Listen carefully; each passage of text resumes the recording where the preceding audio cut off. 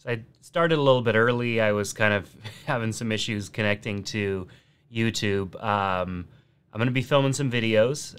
Jared with State of Tech.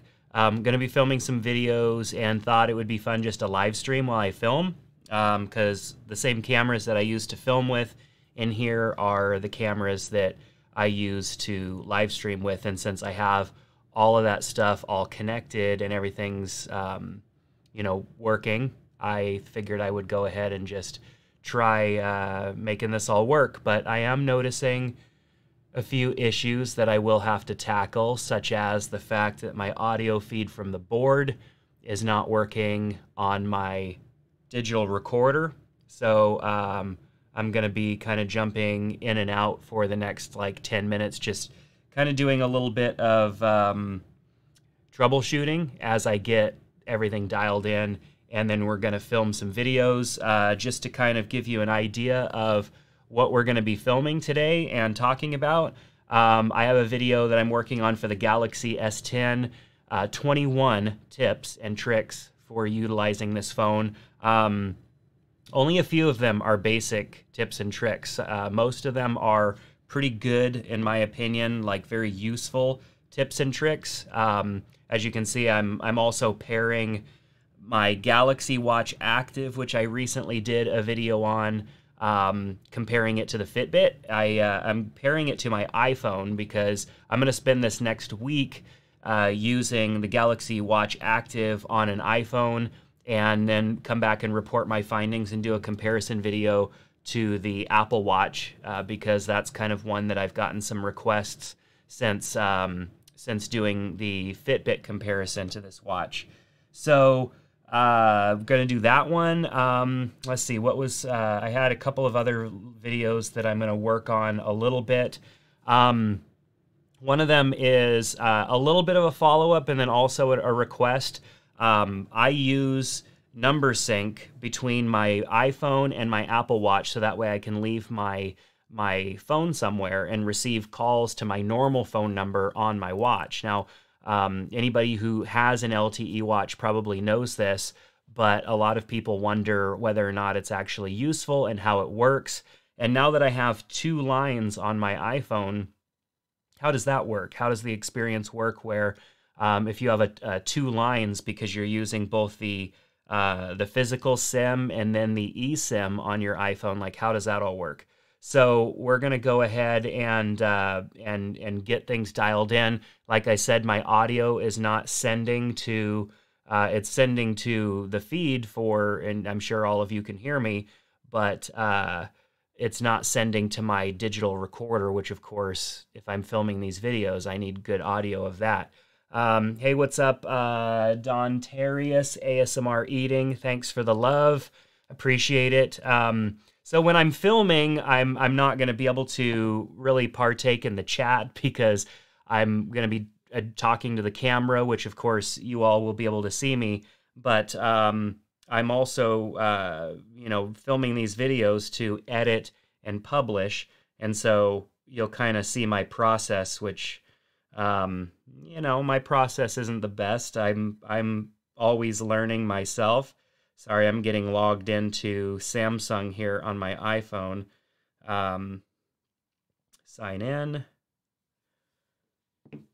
So, restoring backups. That's, oh, no backup data found, because this is the first time that I've paired this to my iPhone.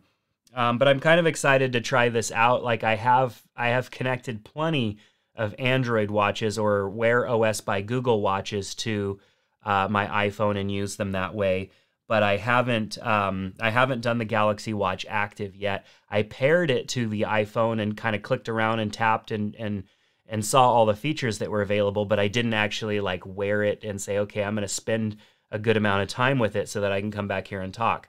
So there's 6 of you in here. I appreciate all of you jumping in. My plan was at about 1:45 my time, so about 5 minutes to kind of jump in and start filming. I need to figure out why audio is not going to my camera. So I'm going to jump off screen here for a second and try and figure out what that problem is. So pardon me for a moment here. I don't necessarily have also anything to throw up on screen for you guys. So I'm going to jump behind the camera here for a second and get this situation fixed here.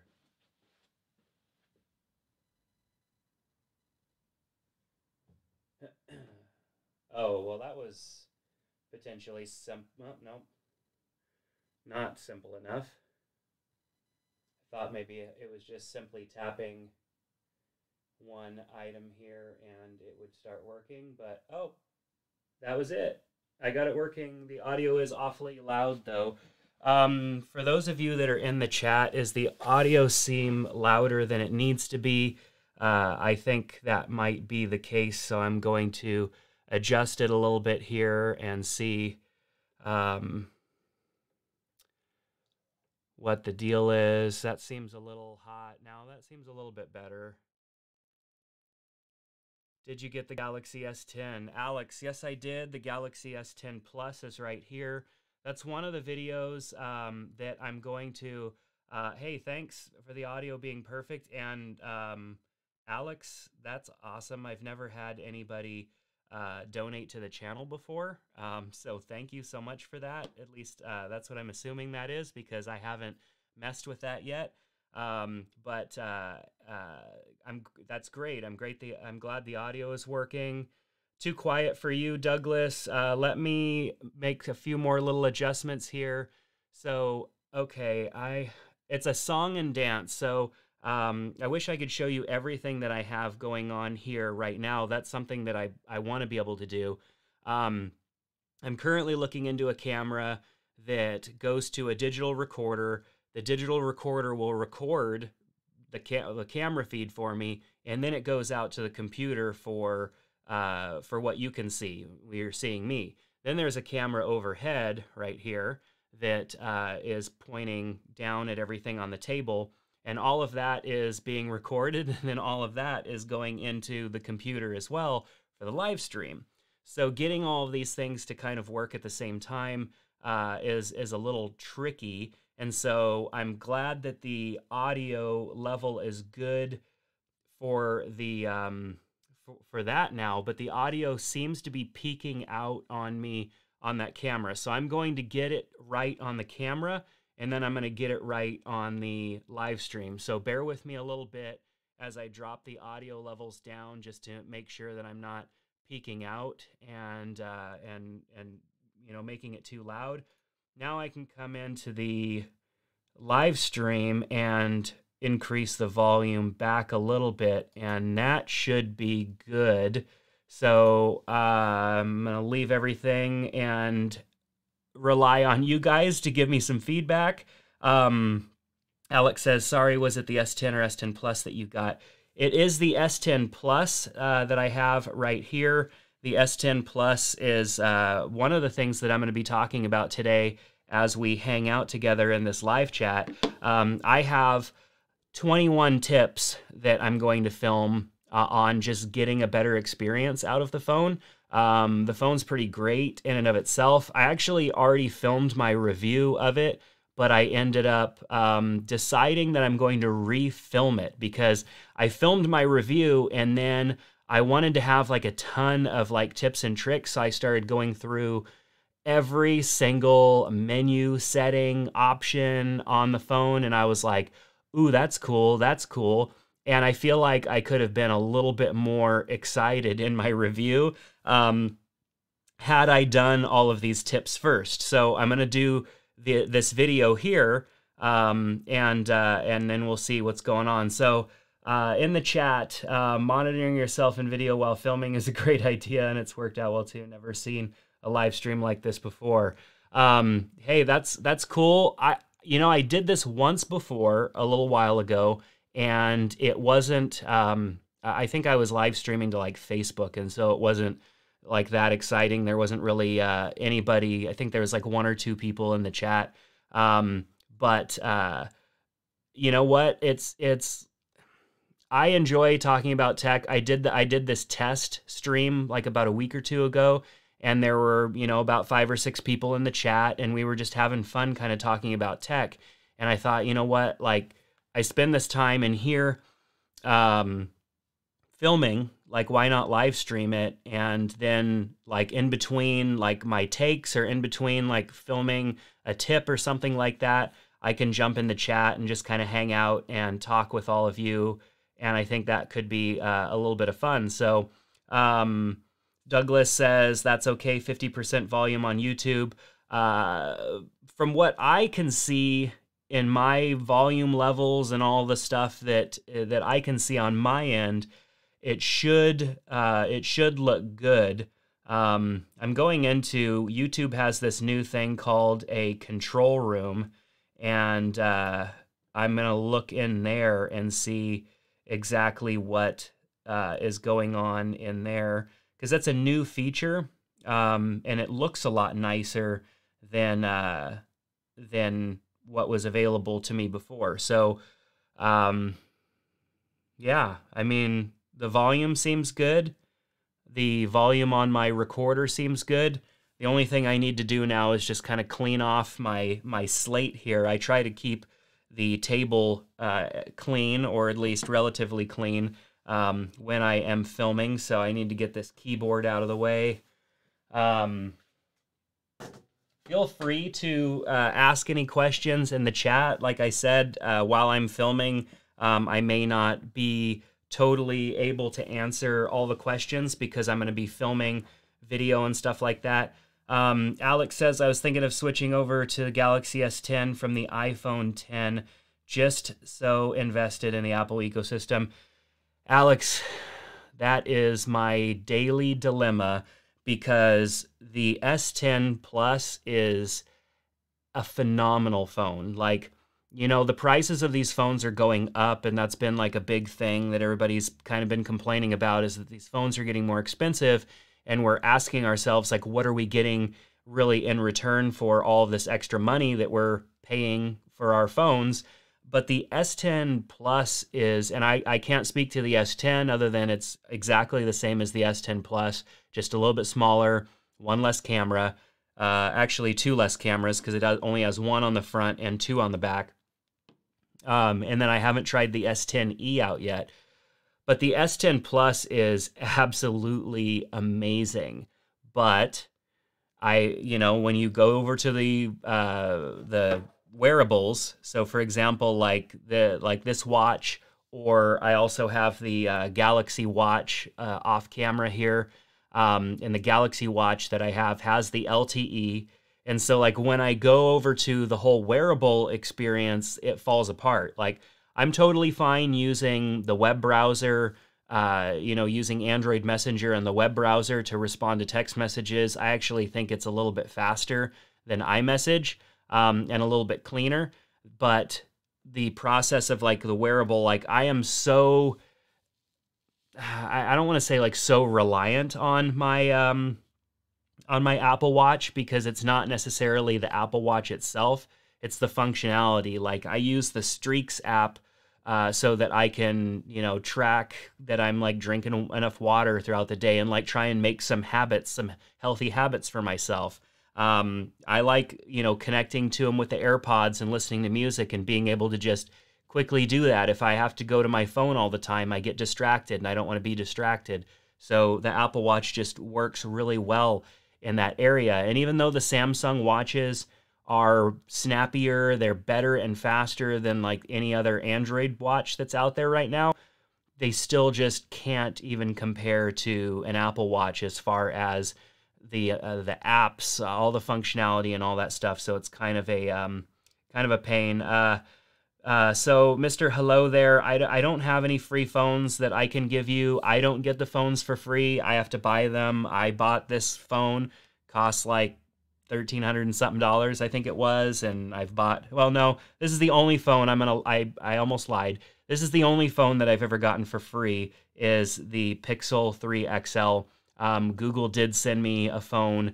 I had actually already purchased the Pixel 3 XL myself in black. You can see this one is the not pink color with a black case on it, so you'd never know that it's the not pink. It's the only phone I've ever gotten for free. Any other phone, my iPhone here, my iPhone 10, 10s Max, paid for all of them. I don't like it's fun. It's nice when you get something for free, but then you feel like you have to like talk about it in a certain way. And I just don't. With Google, they were just like, here's a phone, go take pictures and post pictures with it. That was the only expectation, and they didn't care. And so I didn't feel obligated or feel like I was backed into a corner or anything. But some people do. They get backed into a corner, and they feel like they have to talk about something. And when they do that, it's not, they're not able to be totally honest with everybody.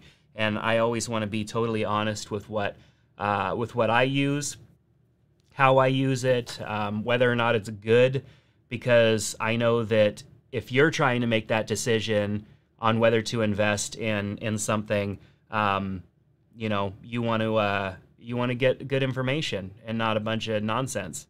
So jumping ahead, does the Pixel 3 have better camera software than the S10 Plus? I have a camera comparison coming up. That's another thing that I'm filming. A camera comparison between these three phones. So we've got the iPhone XS Max, the S10 Plus, and the Pixel 3 XL, and a full camera comparison, video in 4K, photos using all the cameras that are on there, front-facing and rear-facing, zooming in and all that stuff. And the Pixel will have to do some extra work to match these other phones because these other phones have more cameras, and the Pixel, you can do a 2x zoom on it, and they say you don't lose any quality there, but that hasn't been my experience. So there are some instances where the Pixel 3 is fantastic, but there are things that these other phones have that the Pixel doesn't have that make it definitely a little more exciting to have more cameras and more options. So it's really hard to say. Since I seem to just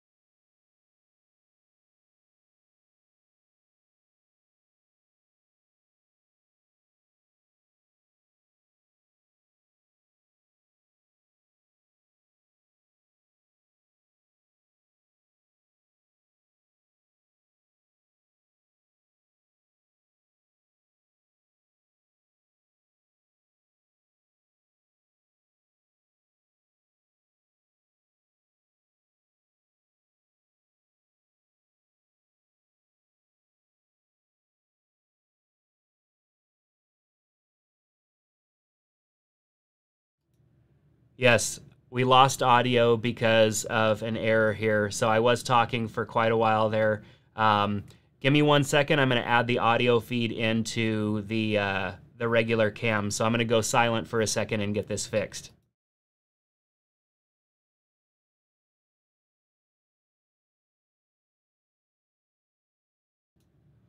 Okay, so now we should have audio. Sorry about that. With OBS, the software that I use for live streaming, you have to add every camera, you have to add every audio feed to any view that you're going to show, and the audio feed was not there, and that's why it went silent for a second. Hey, what's up, Paneet? Rock and roll, doing great. Going to talk about some Android stuff today, and get into some videos here pretty soon. So, let's see. Yeah, so I'm just need to make sure everything is good to go here, and I need to make sure that everything, I've got this mouse is kind of in my shot. I need to get rid of some of these other things because they're not really for this feed. Do I like drill music? I don't really know what drill music is. Apparently, Bixby thought I was talking to it. So I need to bring up my list of Galaxy tips and tricks, and we'll get started here. I need another monitor, to be honest with you guys. I've got a 21-inch monitor over here for my preview. AirPods 2. You know what? It's violent British rap. I have never heard of it. Never heard of it before. So the AirPods 2, I bought them. I don't have them yet. They will probably arrive like in the next week or so. I didn't jump on them immediately, and so I think the delivery date, the shipping date slipped a little bit, and so I have like about a week left until they get here. My thoughts on the AirPods 2, because they have the same design as the AirPods 1, like nothing has changed there. They are first generation AirPods. I'm not thinking that there's going to be much changed with the AirPods, the audio quality, all of that stuff. I think that they are, you know, Apple's not known for like redesigning or changing anything that is currently working. I mean, we see the same version of phones for a couple of years, phones that are very similar in style and design for even several generations. Things don't necessarily change unless I think they start to sell less, you know? And so the AirPods are decent, they just don't have the best audio quality. And so I think that, and I have them, I have the AirPods right here and the Samsung Galaxy Buds.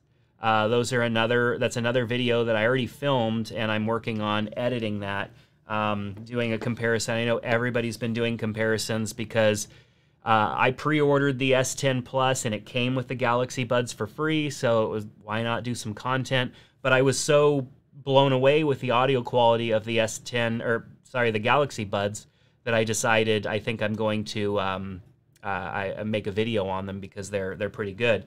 So I need to oh, look at that. So I use a green screen when I have a yellow rag that is transparent. So that's kind of fun. At least it's not a green rag. You wouldn't even see it at all. So I just need to clean off my my screen here. That's kind of funny. Put a box in 30 squares. I'm getting some, am I getting some live streaming recommendations? Not too sure there. But anyways, just cleaning off the screen here with my yellow microfiber cloth, and we'll get started here. Let me, just need to prepare my devices. Whenever I'm filming, I'll put my device in do not disturb mode. So I need to do that so that we don't get any disturbances. I'll turn the brightness up a little bit so everything looks good. Let me jump back over to top cam and me. Make sure we've got our screens up here.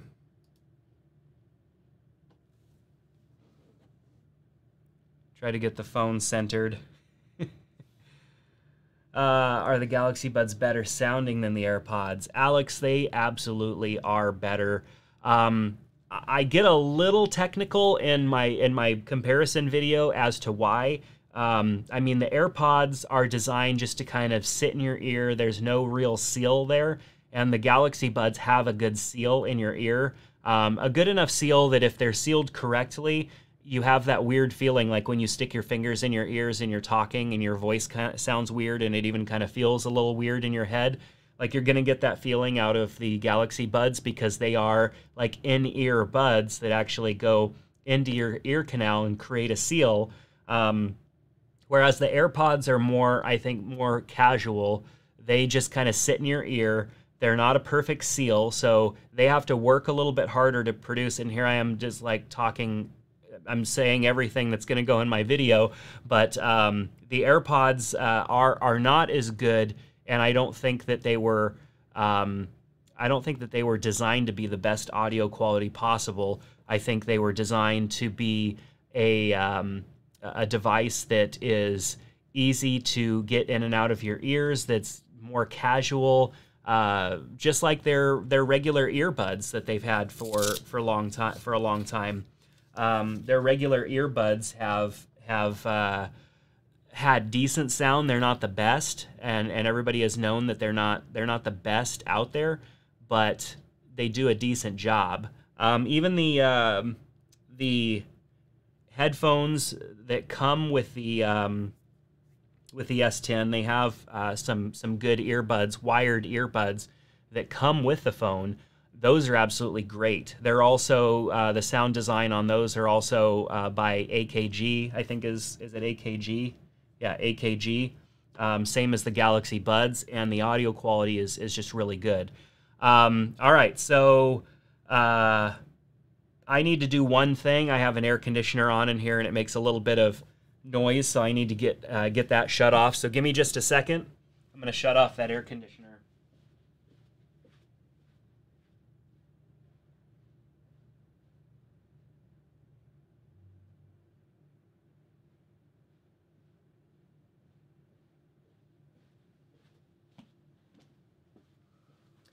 Okay, so in a second, couple seconds here, when the air pops off, we're gonna start filming.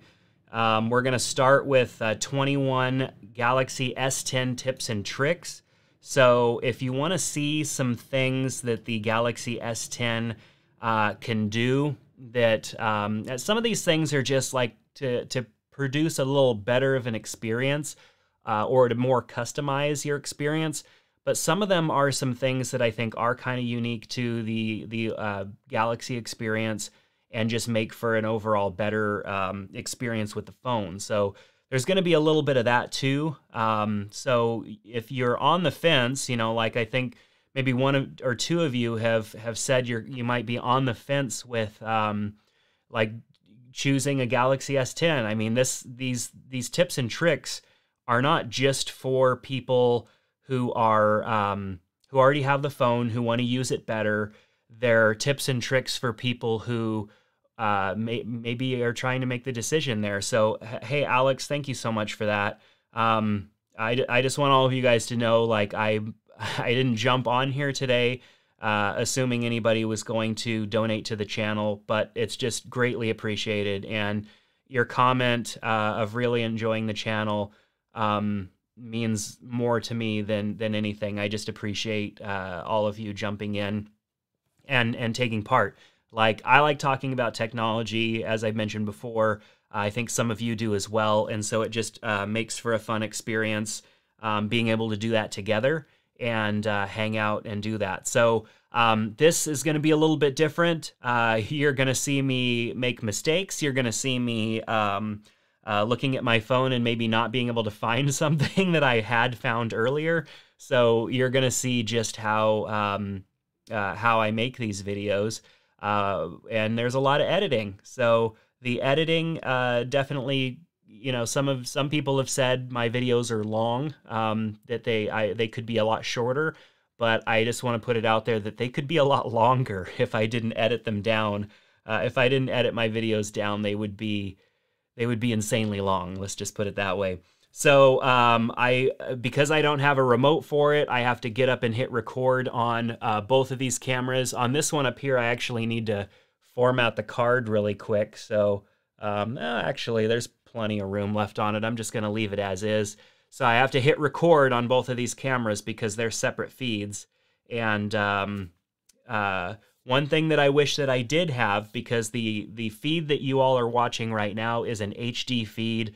The capture cards that are in the computer that are capturing the feeds from these cameras those are HD cards. They have 4K cards, but the 4K cards are like $400 each, and I would need 3 of those to do all of this the way that I want to do it. And so if I had 4K capture cards, I could literally just capture.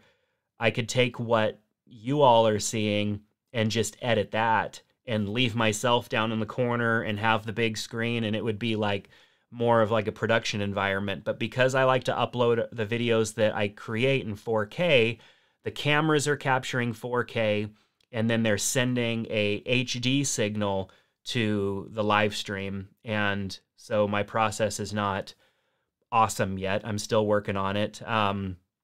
Those capture cards, 4K capture cards, are not only expensive, but they require a lot for a PC, a lot of performance out of a PC. Like the PC that is running the live stream right now has a AMD Threadripper CPU. It has a GTX 1080 Ti in it. It has 32 gigs of RAM.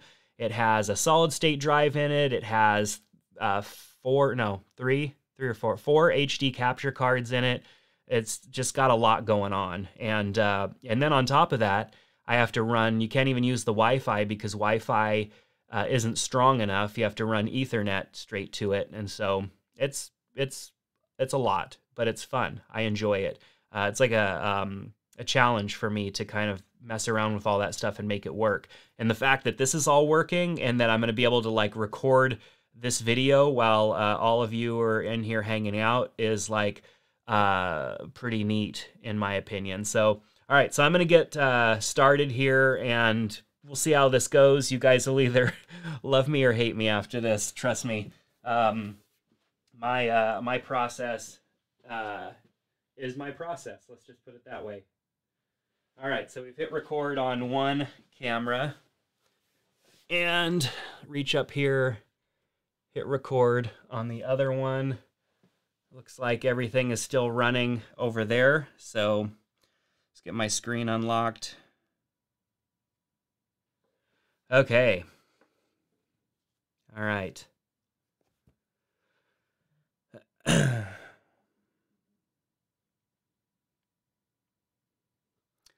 All right, so let's just jump right into it. Hey, what's up? It's Jared with State of Tech, and I have 21 Galaxy S10 tips and tricks for you. This video may be a little long, so I apologize in advance, but as I started diving into some of the tips and tricks that I've known from using Galaxy phones in the past that just make the experience a little bit better, that make it a little bit faster for me to get around the phone, and then also just seeing like what some of the other people are sharing out there, I started to really find some neat things, and I really kind of got lost in like customizing and making some changes to the phone. Every year, Samsung adds in a little bit new features to the phone, and those can be tweaked. For example, the first one, which is a single tap Bixby button action, and that single tap Bixby button action is actually going to kind of allow us to open up Google Assistant. So check this out. So if I hit it once, it says open Google Assistant, and it opens Google Assistant for me. That's my action. So this isn't Google Assistant in the sense where, let me, see, there's an error, all my live stream folks. I'm actually going to start over again with the first step here. So sometimes I end up doing that. So I need to, yeah, let me just clear these out here. Okay.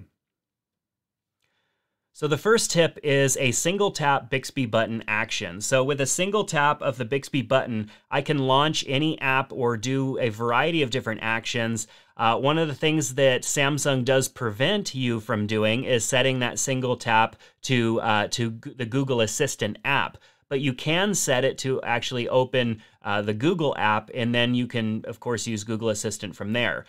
So if I do a single tap, you'll see that it says open Google Assistant, and it actually opens up the Google app for me, and I can easily do the OK Google action. Connect to your Wi-Fi network. You can reconnect to Wi-Fi from your Google Home app under Devices, then Setup. Those are the things that happen when I'm trying to make a video. I just need to unplug that. Or no, I could turn the mic off on it, I think, can't I? Yes, there we go. The mic's off. Mic is off. See, in situations like this, folks, it's best just to start over with a video because my entire, my whole, like, mojo or whatever you want to call it is, like, thrown off. So, so we're just going to go ahead and start over.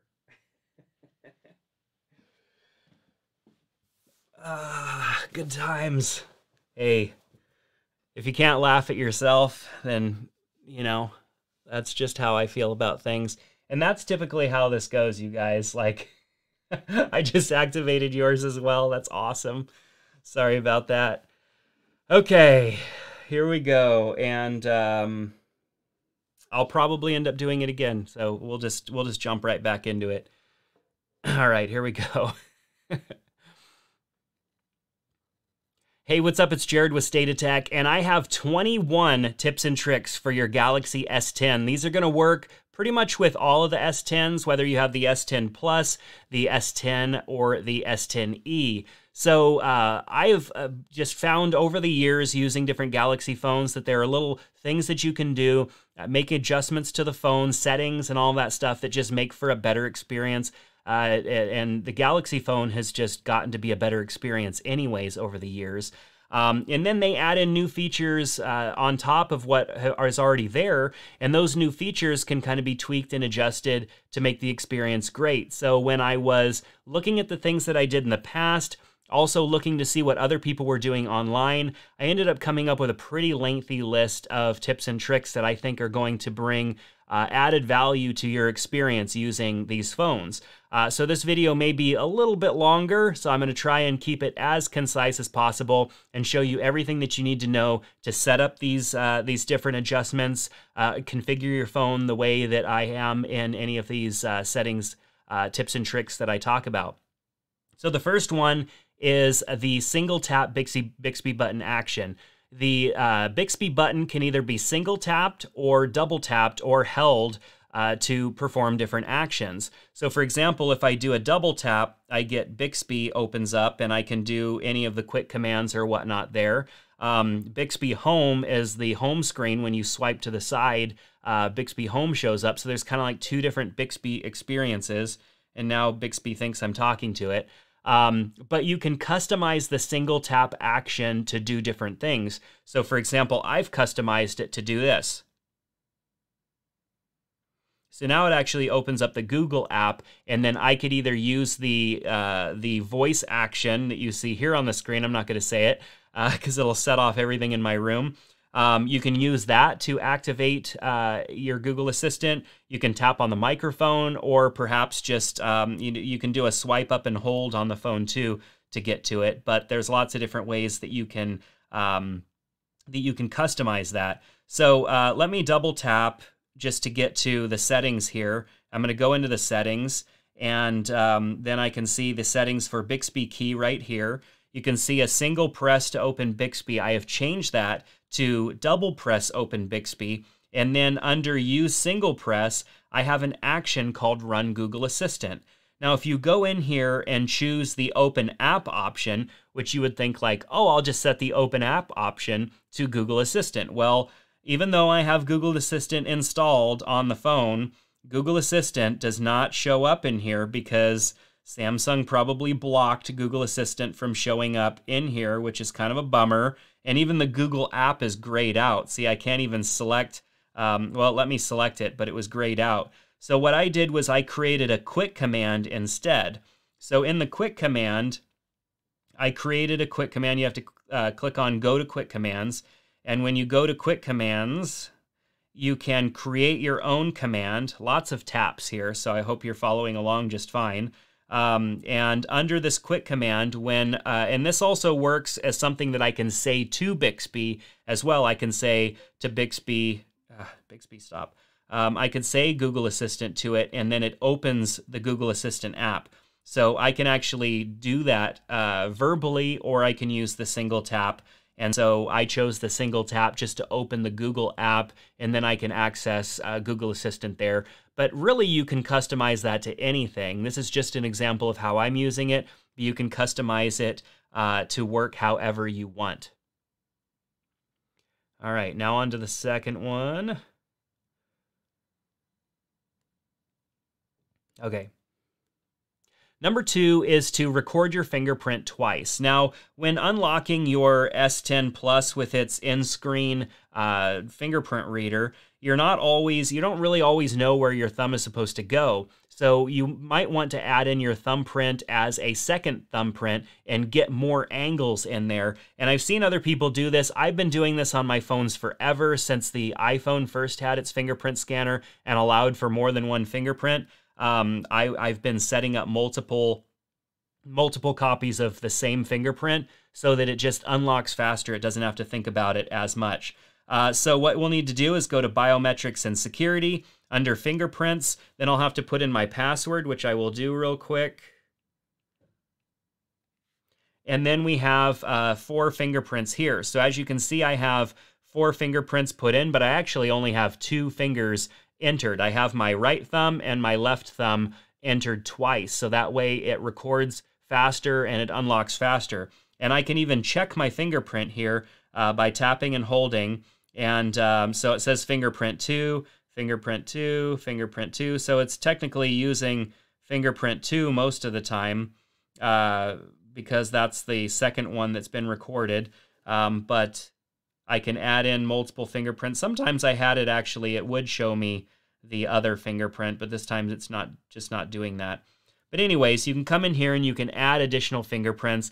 The only bummer is that the phone only supports 4 fingerprints, which I think is kind of a fail on Samsung's part because you know, you might want more fingerprints in there. And nothing has been shown yet that the Samsung phone is actually like learning and conforming and bringing in more data about your fingerprint every time it's scanned. It seems to be pretty fixed. And so I found that you do have a little bit better of a chance if you have your fingerprint recorded in there more than once. So if you're usually unlocking your phone with your thumb, which I think on the S10 and the S10 Plus, most of us are using our thumbs and not our index fingers. You can go ahead and register your thumbprint twice for each thumb, using up those 4 slots, and the phone will unlock a little bit easier.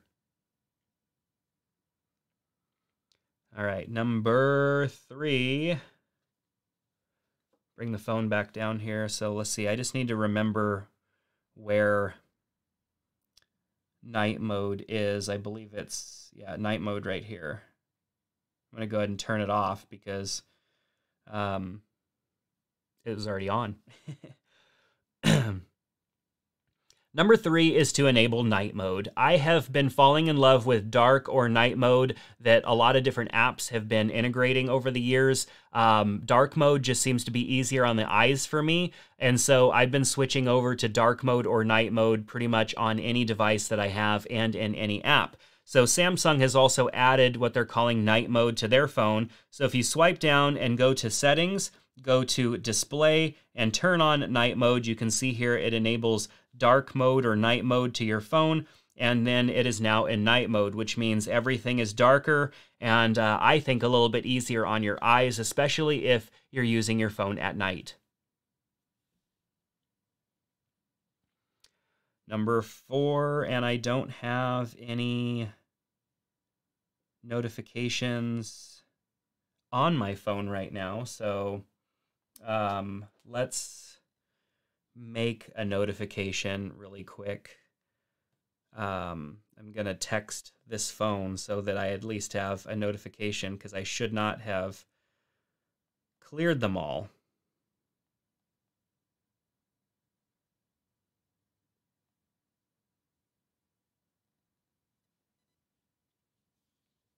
That should give me a notification. Maybe. Well, you know what? I'm not going to have notifications because I'm in... Okay, there's one. Because I was in Do Not Disturb mode. Okay, here we go. Number 4 is to customize your notifications and snooze them if needed. So if you have some apps that seem to be kind of pestering you a little bit and you don't want to disable their notifications altogether, simply swipe down and then swipe over and you can see the snooze or the little gear icon. The gear icon will take you into the notification settings for that notification. The little bell will actually allow you to snooze that type of notification from that app for a period of time, 15 minutes, 30 minutes, an hour, or 2 hours. So if I wanted to snooze that, I would just choose an option and hit save. If I wanted to just turn off notifications or modify them altogether, I can just go right here and then I can customize. I can turn off show notifications. I can go in here to other notifications and then go underneath the app that I wanted to go ahead and maybe turn off notifications altogether for that app. So many phones, Jared. I know. I have 3 phones right now, which is pretty common for me. I have 3 phones depending on the time of the year, especially this time of year with all the new phones coming out. I have had more though. I've had more than 3 at a time before. Okay, split screen apps, split screen view apps. Okay, let's see what I have in my. Let's make sure I have a couple of apps in my multitask view here.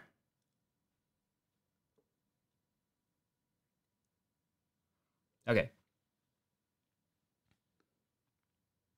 Number 5 is split screen view apps. Now, if you want to put an app into split screen view, the easiest way to do it is just to swipe up and get into multitask mode.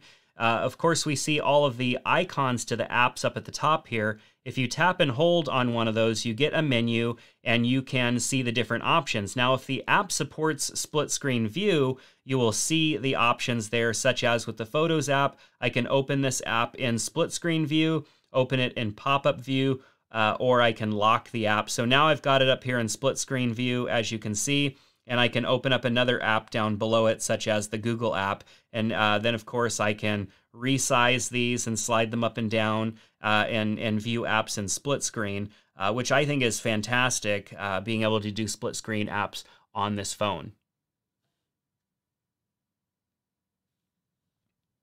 Let's get those closed. Okay. Number 6, dual messengers. That's right, dual messengers. Let me remind myself of where that setting is. Dual messenger right there. And that was number 6. Number 6 is dual messengers. Now, there are very few apps that are supported in this kind of dual app feature that the phone has. Samsung allows you to install a couple of start that over. Number 6 is dual messengers. Have you ever wanted to have more than one instance of Facebook running because maybe you need to be logged into 2 different Facebook accounts or Facebook Messenger? And there are a few other apps that are supported, but not a whole lot. There is an option for that on a Samsung phone. So we're going to swipe down and go to Settings. We're going to go to Advanced Features, and then we are going to go to Dual Messenger. Now, here is a list of apps that are supported in Dual Messenger. Right now, just Facebook and the Messengers app themselves. If I toggle this on, what it will do is make a copy of that app, and I can log into 2 different Facebook accounts, which on most other phones is not possible at all. I know that on my Pixel, I would have to create a whole nother user profile. So this is actually kind of a neat feature here. And then, of course, you can use separate contacts for those apps as well, which isn't a feature that I would use. But there are some instances where maybe if I was managing another Facebook account for someone or helping them out, I can just, rather than logging out of my app and losing any settings or anything like that, I could just go ahead and enable another copy of the Facebook app and get at it that way, which I think is a really good option.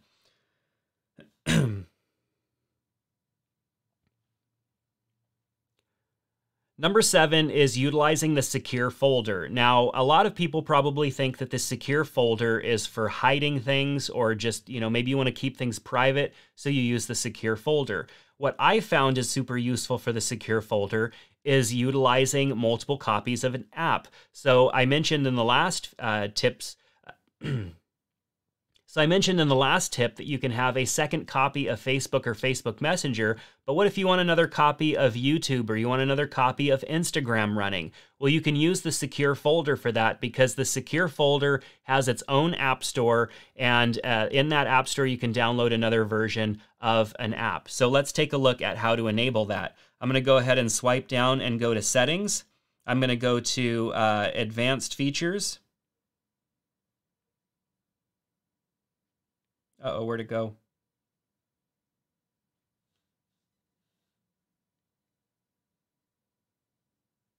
It was right where I I thought it was in that section.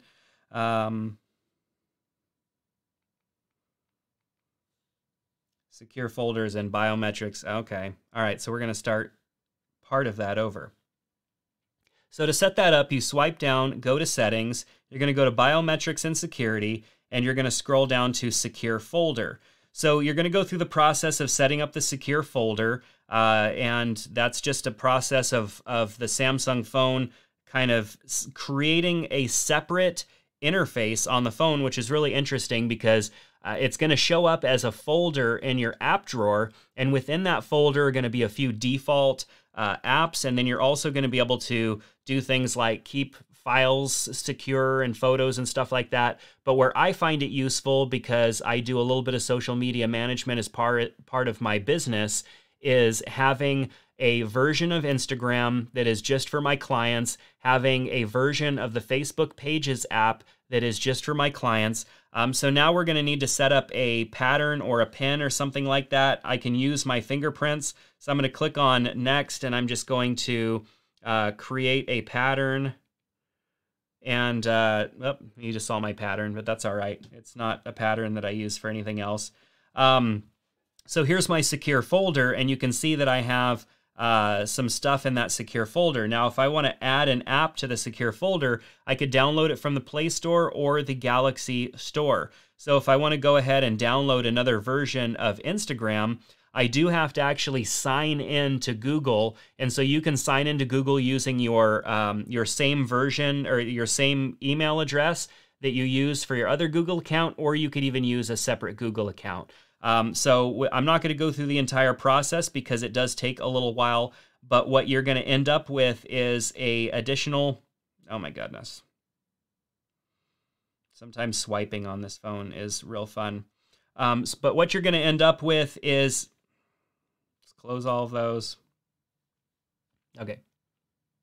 But what you're going to end up with is kind of a siloed folder that is your secure folder, and I can go ahead and do a search for that secure folder. It's under S, and here is my secure folder, and any apps that I add will be in that secure folder, and they will work totally as their own separate siloed installation of that app, which means you can run any app in the secure folder and have another version of the app in the regular folder, which I think is awesome. Scott's asking what I'm talking about. I'm actually filming a video right now. I'm filming 21 tips and tricks for the Galaxy S10 Plus.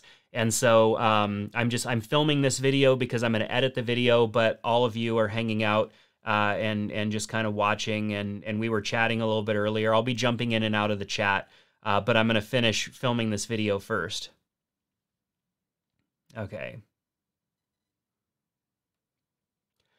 Number 8 is setting app timers in the Digital Wellbeing app. I think it's very important that we utilize something in our lives to limit the amount of time that we spend in one solid amount of time on our phones.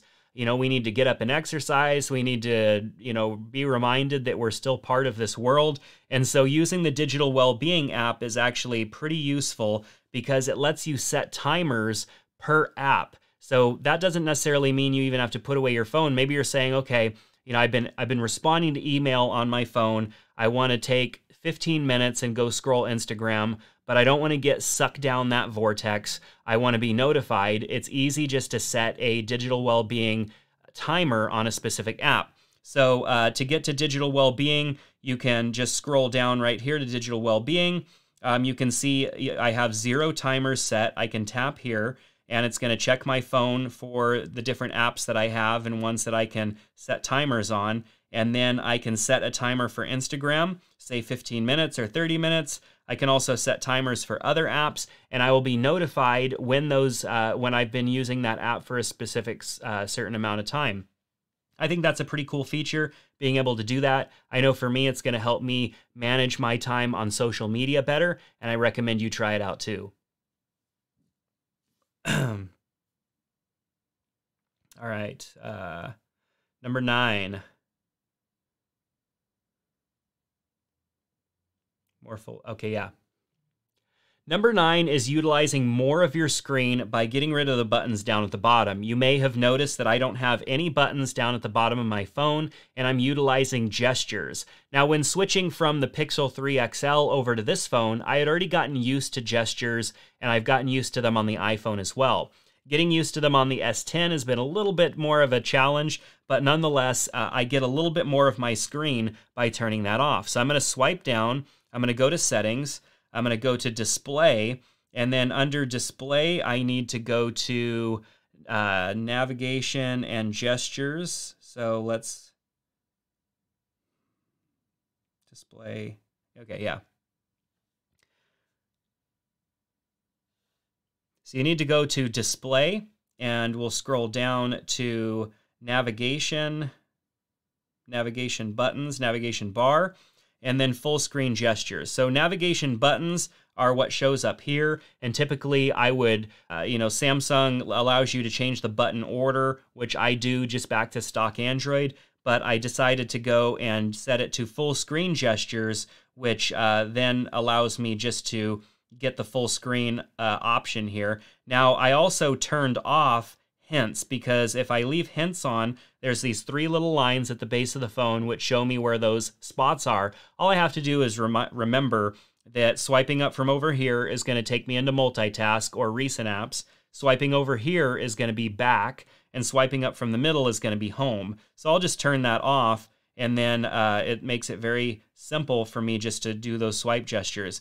The only challenge is that you have your swipe up right here to get into Samsung Pay, and having that swipe up right here sometimes means if you swipe up from the bottom of the phone, it's going to try and open Samsung Pay, so you may have to swipe up from a little bit higher than that. But if you're in an app, it's not going to show that anyways, and it's not as annoying of a process, but essentially it does give us a little bit more screen real estate, which I like.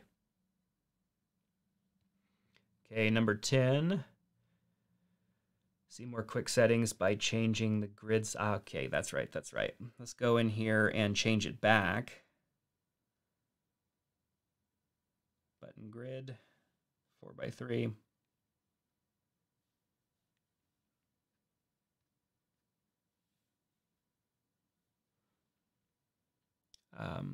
Okay. So number 10 is changing the button grid size of the quick actions. So if you like quick actions, which I do, these actions that are up here, but I don't like having to scroll through them. I just want to see more. I feel like there's some wasted space there. Tap on the settings icon right here, choose button grid, and choose 5x3, and then hit OK.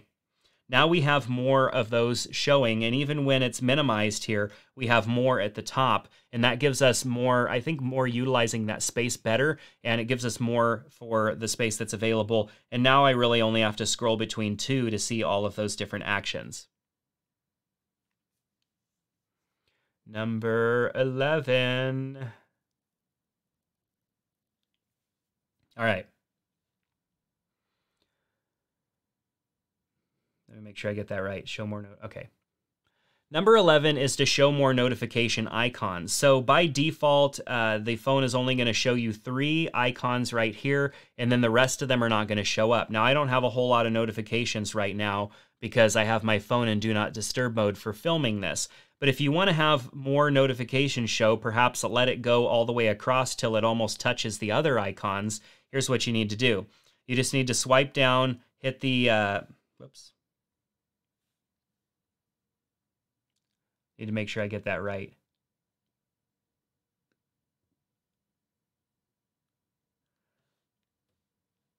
Here's what you need to do. Swipe down again, go into your status bar and choose all notifications. You'll see that 3 recent notifications is an option, and then you can turn that off altogether. And even from here, this is a little bonus, you can turn on battery percentage if you want to see the percentage amount. Otherwise, all you're going to get is the battery indicator.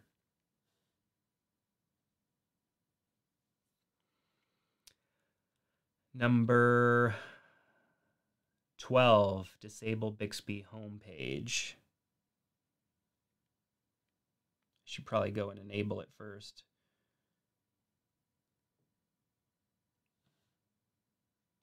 Which, nope,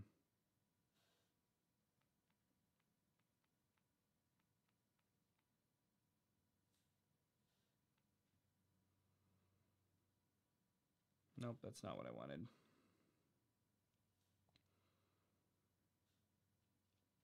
Okay, I know what I need to do. I need to change back my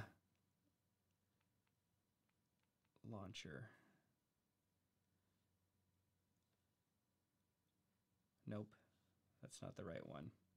See, sometimes it even takes me a moment here to apps, app info launcher. Nope, game launcher, home screen. That's what I need to do. I need to go back to the appropriate. There we go. Now we're in the right one. Okay, now we're back on track. Are you guys still with me? Who do we got in here? We've got 3 of you in here watching still. So enjoy those of you, or thanks for those of you that are still hanging out with me. Let's jump right in. We are on number 12. Number 12 is disabling Bixby Home. Now, there's 2 different ways to get at Bixby. One is going to be with your Bixby button, and that takes you into more of like a Bixby assistant. And then you have your Bixby Home, which typically you can swipe to the side. Now, if you just want to have one page or you don't want Bixby Home to show up at all, tap and hold, and then what happened? It took me off of my launcher again. Ah, come on.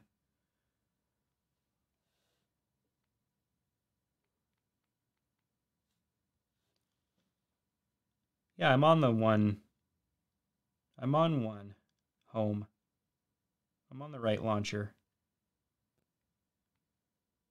Oh, there it is. Okay. Starting that one over again. Hey, Scott, thanks for hanging out. I hope to see you back here another time. Thanks for joining us today. Yeah, this shot is boring. Or if you're referring to what I'm doing right now, yeah, it's a little boring. The live stream is definitely a lot more fun when I'm able to interact with all of you guys in the chat. But hey, that's why we're trying this out. If this is not exciting, I totally get that. And maybe this isn't something I should do again. But hey, I appreciate the honesty. Totally appreciate the honesty there. And that information is good to know. So I'm going to jump into number 12, though. Scott, thanks so much for hanging out. I appreciate you hanging out. So, okay, number 12.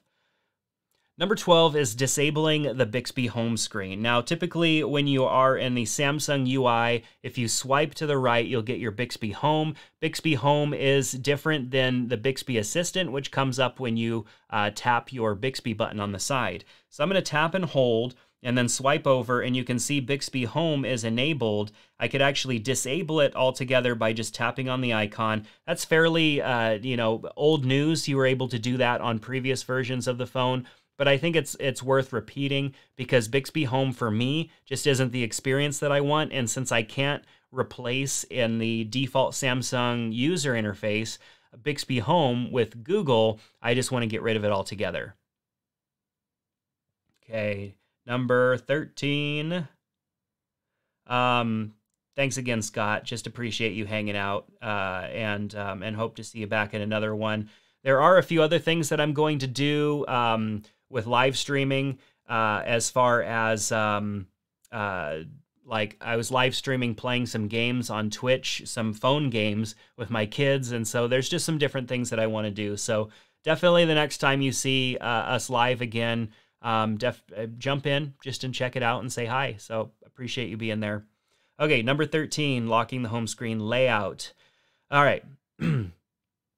Number 13 is locking the home screen layout. Now, if you don't use a case like I'm using, sometimes when you're holding your phone, you can actually long hold on an app by accident and move it somewhere. I've done this multiple times. So if you tap and hold and choose home screen settings, you can actually lock the home screen layout like this. And when you lock the home screen layout, now tapping and holding and dragging, it gives me a message and says you can't move an app, which I think is super useful. It still lets me get access to those different little quick settings and stuff like that, so that I can do things like, check my calendar, send a text message and whatnot, but it doesn't allow the app to move, and that just happens all the time, especially if you're not using a case on your phone. So locking the apps into their current location may save you a little bit of frustration, especially if you're not using a case on your phone. Okay, number 14. Oh, this one's fun. Number 14, creating split screen app pairs. Number 14 is creating split screen app pairs. Now, this is where I actually enjoy using the Edge panel. I've always turned off the Edge panel, and normally this would be one of my tips, is to shut off the Edge panel, but I want to show you something cool. If I go over to my apps, you can see in Apps Edge, I have a couple of app pairs here. And if I tap on that app pairing, it's going to open up both of those apps in split screen. So no more do I have to like open one in split screen, then open another one, and then size them the way that I want them. I can do that all with one single tap. Let me show you how to create one first. I'm going to tap on Edit, and then I'm going to get my Apps Edge over here. I can create an app pair by tapping on Create App Pair and then choosing the apps. And in the order that they're in is whether they'll be on top or on bottom. So say, for example, I want to choose like Amazon and Twitter or something like that. It would add them here. You can tap on Switch to have them flip-flop. And then when you're ready, hit OK, and it will add it over here to your Apps Edge. And then check this out. So I'm going to open up YouTube and Twitter at the same time with one tap. Boom. YouTube and Twitter opened up. Very cool indeed. I think this is like the best use case for, let's get rid of that, the best use case for Apps Edge or for the Edge panel out of everything. So for me, Edge panel has become useful again because you can do those quick launch, dual screen apps. Awesome. Number 15, better screenshots with Edge Smart. Okay, so let me get Instagram. Because usually if I'm, oh, come on. Usually if I am, oh yeah, I'm not in the same launcher I was in before now. That's the frustrating thing. Where's something that I would, boy, you get the weirdest things in Instagram. Tell you what, Instagram is definitely weird these days. I don't have anything that I'm not seeing anything that I want to screenshot here. Let's just go to State of Tech. Okay. Number 15. Number 15. Number 15 is taking better screenshots. Now, we know that you can tap and hold the power button or the lock button and the up. Oh no, I lost signal on one of my cameras. Give me 1 second. Give me 1 second. I will explain why this happened. Had to hit stop on that one. And so let me get to... You don't need to be looking at no signal. Let me get to main camera only. All right, so I have one problem with the camera that is above me. It is the Sony a6400, which is a great camera, the a6400. But when you're filming in 4K, the cameras get a little hot. And after about like 25, 30 minutes, which we were pretty close to about that time frame, it overheated. Yes, we had a guess. Alex, you are correct. I turned off my AC. It's not hot in here though, is the problem. Like it's probably 70 degrees in this room right now. It's like not hot. But the camera did overheat and it caused it to shut off, and that happened. So thankfully when it does overheat, it saves my file. So there is an option, and like I have another YouTube channel called Ditch Auto. I don't know if all of you are aware of it. That channel, I talk a lot more about photography and the cameras and that type of stuff. The a6400 actually has an option where you can set it to allow it to get a little hotter. And in that setting, it will put off the shutdown a little bit further. Still doesn't cause any damage or anything like that, but I even had that option enabled. So I was a little bummed when I saw that screen go off over there. And I left off on, I think, number 15, better screenshots with Edge Smart selection options. So I just need to remember that that's where I was at. I'm going to look really quick on this camera to make sure that I am not getting near overheating on this camera. And I'm not, so that camera is fine. But this camera overhead here, I'm going to need to let cool down for a little bit, because if I go ahead and turn it back on, I'm just going to end up with the same problem. So I'm going to actually pull it down, and I'm going to make sure that I have that option set on the camera. And so we'll just troubleshoot together. Alex, you're asking what carrier I use on my phone. So my wireless carrier, I think, is what you're asking. So right now, on my iPhone, I'm using AT&T. I have 2 lines on that phone, so I'm using both the primary and the eSIM line, and those are set to AT&T. On the S10, though, I'm using Google Fi, and I also am using Google Fi on my Pixel 3, and then my iPad is using a data-only SIM from Google Fi. So I've really been liking Google Fi. Like Google Fi has just been great for lines that I'm not using much data on. If I start using a bunch of data, then things get a little bit more expensive with Google Fi, and it's actually more cost-effective for you to use another carrier. But on my main line where I use a lot of data, I'm still with AT&T. Okay, so I need to find, I don't remember exactly where that overheating setting is.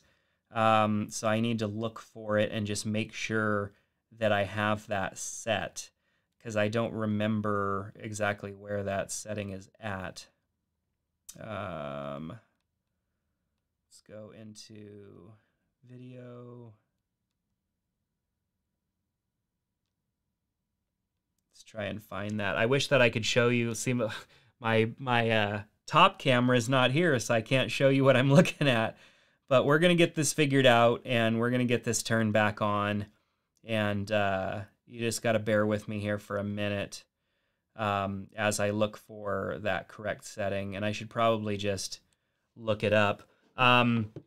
So yes, I bought the S10 unlocked because if you have the option, I think it's just better to buy it unlocked. I have no idea why anybody would, or why they even need to sell locked phones anymore, but they do. So I just buy them unlocked. Overheating setting. Where is that overheating setting at? New setting. See if I could find that setting. Auto power off temp. Oh, I already saw it. Come on. Over here. Auto power off temp. See, this one wasn't set to high. This one wasn't set to high like my other camera. So my other camera, my other A6400, I had it set to high. This one was not set to high. That's how you can use it on Fi. Yes. Bought it unlocked, and that's how I can use it. Use the S10 on Google Fi. If I had bought it locked to a certain carrier, then I would have had to get it unlocked by the carrier. You know, I think the only reason that I would buy a phone locked, and I did buy my iPhone XS Max locked because I bought it from AT&T and took advantage of a promo that AT&T had going at the time. And so that's why, pardon me as I plug in some cables again, that's why my iPhone is locked, and but my Pixel, this phone, those are unlocked phones, because it's like, why not? See, do you then sell your old devices to finance the new ones? Yes, I absolutely do sell my old devices because I just don't have endless funds. You know, I spend more money on this stuff than I probably should, but it's a lot of fun. You know, not only do I do the YouTube content, but I post a lot of articles and stuff to State of Tech, do a little bit of stuff on social media, and so I try to make it all work out. But often I am selling the devices, which means, you know, I'm going to lose $100 or $2 depending on the device. I know that with the Samsung phones, like, they don't hold their value. They're holding their value better than they ever have before, but they don't hold their value the best. Even iPhones these days aren't holding their value that much. I totally will let you know when I sell the S10. I typically post about it on social media, like that I have a phone that I'm getting rid of.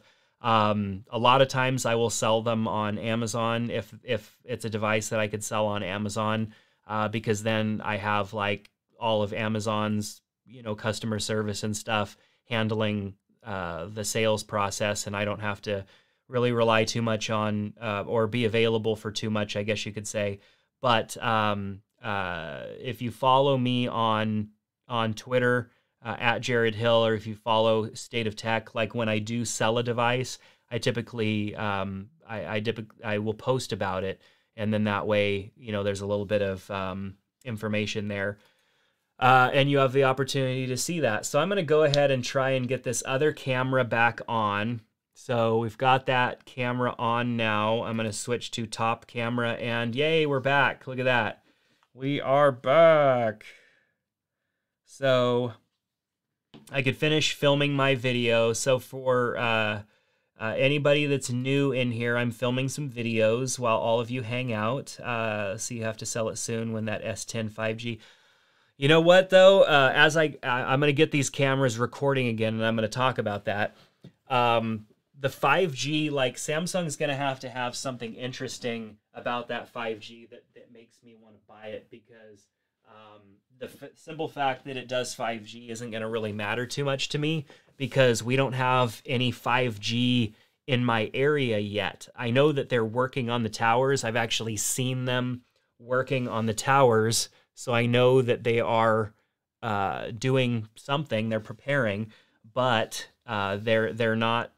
It's not live yet in my area. So for me to spend money on a phone, and I know that phone's going to be expensive. So, and I already spent a lot of money. This is the 512 gig ceramic black version, so it's not a cheap phone by any means. All right, so let's jump back into it. Number 15, better screenshots. Coming right off of talking about launching split screen apps. Okay. All right, so number 15 is taking better screenshots. Now, we all know that with a tap of the side button and volume up, you can take a screenshot and you get into those screenshot editing features. But that process is, I think, kind of old. Let's go ahead and open up, say, like Instagram here. Sometimes we're on Instagram or some other app and we see something that we want to screenshot. Now, with the Edge panel here, we have our Apps Edge, but you also have Smart Select. And so these different panels that show up here give you a lot of really neat options, and you can enable them by tapping on the little gear icon, and then you'll see all the different Edge panels that are available. So if you choose Smart Select and add that as one of your Edge panels, so let's just get back to where we were here. You can simply swipe over, choose a rectangle, oval, a GIF animation, or pin to screen, and you can actually, really take cool screenshots easily. And so let's do a rectangle. I'll go ahead and position this one. Maybe I just want to screenshot this image. We'll go ahead and position it there, hit done, and then it is ready to go. I've got that there. I can mark it up simply by tapping here, and now I'm in. This is a typical screenshot option that you would get even if you did the button press. And then I can just go back here and I can discard, save, or cancel what I'm doing. I can save the image. I can share the image with the Samsung share sheet here, sending it to friends, sending it out to an app very easily. Let's go back. I want to show you one other. So I need to discard this image. Discard. Let's get back. All right, here we are. So if I wanted to create a GIF, I can simply swipe, get that animation going. I can just simply size it. So I'm going to go ahead and position here. We're going to go ahead and position to the edge. I'm going to choose maybe just like standard quality for the record quality. Hit record. I can, I forgot you can't actually, so that's a fail on my part. That's something that you could do on the Note, but you can't do on this phone. So that's something I should have checked out first, because I just assumed that it would work just like the Note. Okay, let's try that again. So to record a GIF, swipe out from the side, and really you need to have some sort of action going on. So if you have, a video or something like that you want to create a GIF out of. For example, this guy. Let's go ahead and swipe over to the side, choose animation. We're going to go ahead and position him right in the middle and hit record and hit stop.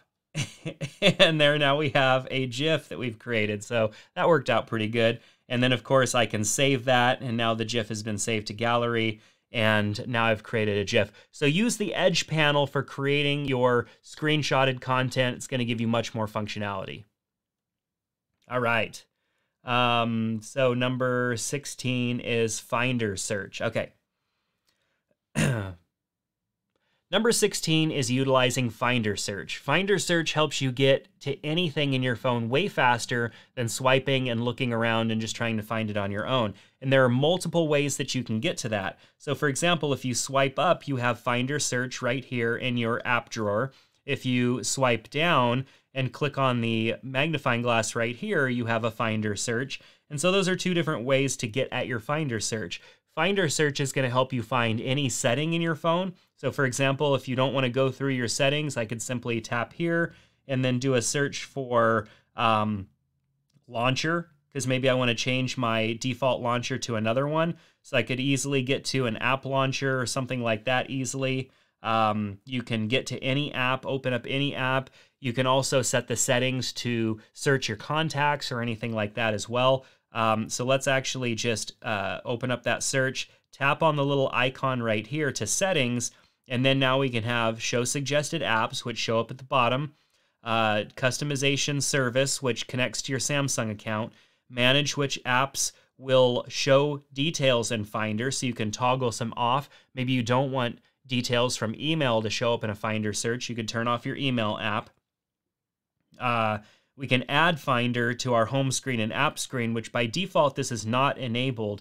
I like Finder so much that I enabled this so that it would show up not only on my home screen, but in my app screen as well. So Finder is definitely a better way to get around your phone.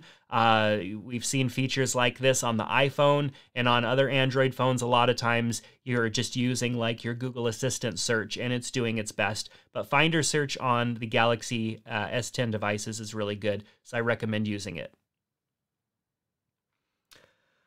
Okay, number 17. Number 17 is turning off suggestive apps while you're in recent apps mode. So when you swipe up into multitask mode or recent or whatever, you get these 4 apps that show down here at the bottom. Now, if you don't want that, simply tap on the 3 icons here, the 3 dots, go into settings and turn off suggested apps. Now, the next time that you swipe up, you're not going to see the suggested apps down there at the bottom. A lot of times I found that the suggestive apps are not actually that useful, which is why I'm turning it off.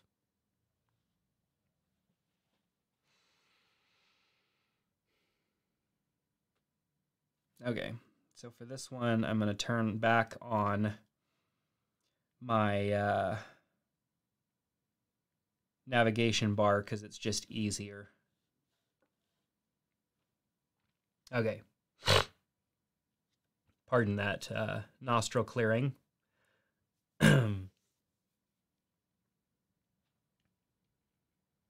Number 18 is another way to access Google Assistant. In the very first one, I showed you how to access Google by a single tap on your Bixby button, but sometimes it's just a little bit easier if you want to go directly to Google Assistant to tap and hold on your home button, and Google Assistant will pop up. So if you tap and hold on your home button, that's one way to get access to it. Or if you have turned off your icons down here, like we did earlier, to go into just gesture mode, a swipe and hold will access that. So you can swipe up and hold, and it will do the same action as a long press on the button. I found, though, that if you have Google, or if you have Samsung Pay enabled, a swipe up a lot of times will accidentally enable Samsung Pay, so it's easier to have your navigation button opened if you want to utilize that way initially.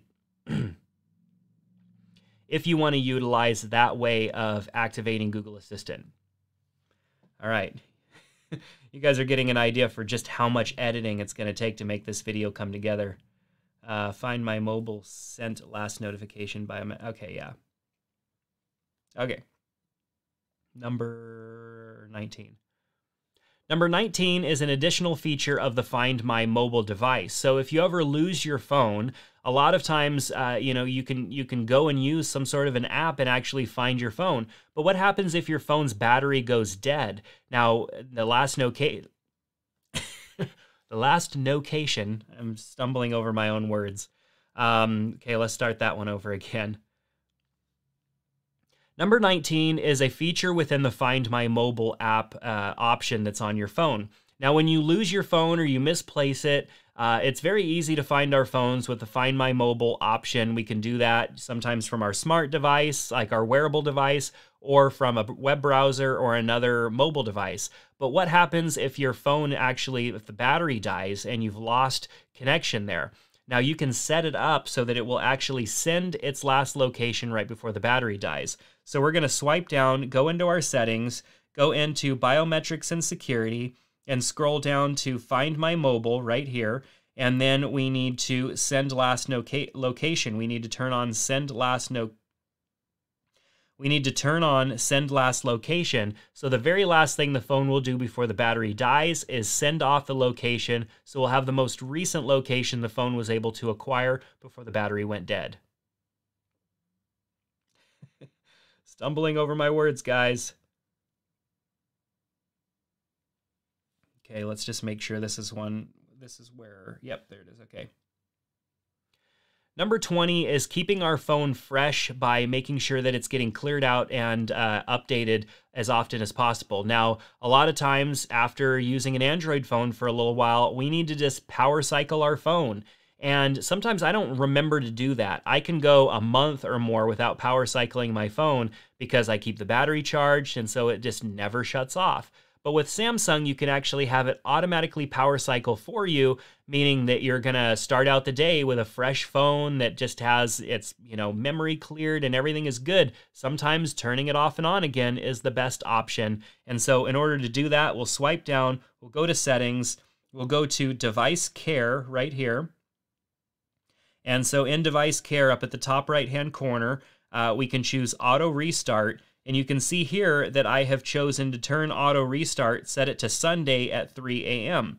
So Sunday at 3 a.m., my phone is going to automatically power itself off and back on again so I can start the week fresh with a fresh phone. And you can see here it will only restart if the screen is off, if the phone isn't being used, the battery is over 30%, and the SIM card lock is off. So with those things out of the way, our phone is going to automatically restart at whatever given time, and I can set that to happen every day, every couple of days, and sometimes it's just a great way to make sure that you're just restarting your phone from time to time, which is a good way to make sure you're getting the best performance out of your phone possible.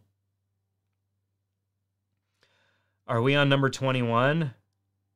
We are on number 21, finally, my friends. Tab and hold on settings button. Okay, yeah.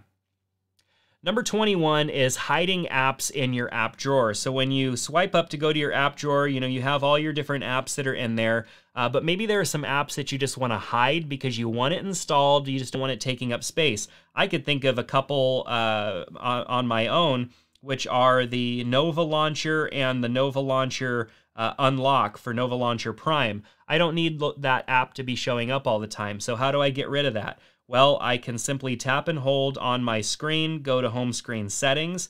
Down towards the bottom, I can go to hide apps, and then I can scroll down to Nova Launcher Prime. I can tap on that, and you'll see here it keeps tabs on which apps are actually hidden. And so I can go through and hide additional apps if I want, and then hit apply. And now when I go into my apps drawer, I don't have that extra app that I don't need it. I need it to be installed so that I get those extra features, but I don't need it to take up space in my app drawer. So that's one way just to keep your app drawer nice and clean. Or of course, you can use it to hide apps that you don't want other people seeing. So with that said, that's going to do it for our video. I hope you enjoyed these 21 tips and tricks for your Galaxy S10, S10 Plus, and just about all of these will work on your S10e as well. If I missed something, I would love for you to share it down in the comment section below, because I don't know everything. I learn too from seeing and hearing some of the things that all of you try and figure out as well. So share those. What was your favorite setting or tip or trick that I changed and noticed?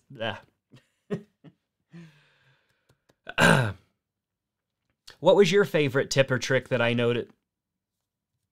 Okay. Pull it together, Jared. What was your favorite tip or trick that I mentioned in this video? I'd love for you to share that with me down in the comment section below as well. If you haven't picked up an S10 variation of this phone, the links are in the description below, so you can check those out. Other than that, thank you so much for checking out this video. I know it was a little bit longer. I hope that it brought you a ton of value. If it did, give me a thumbs up. If you haven't subscribed to the channel here, go ahead and do that, and I hope to see you in the next one. Boom. Video done. Video done. Let me hit stop on my recording devices, and video complete. So the nice thing here about this setup is that the editing process won't be too crazy.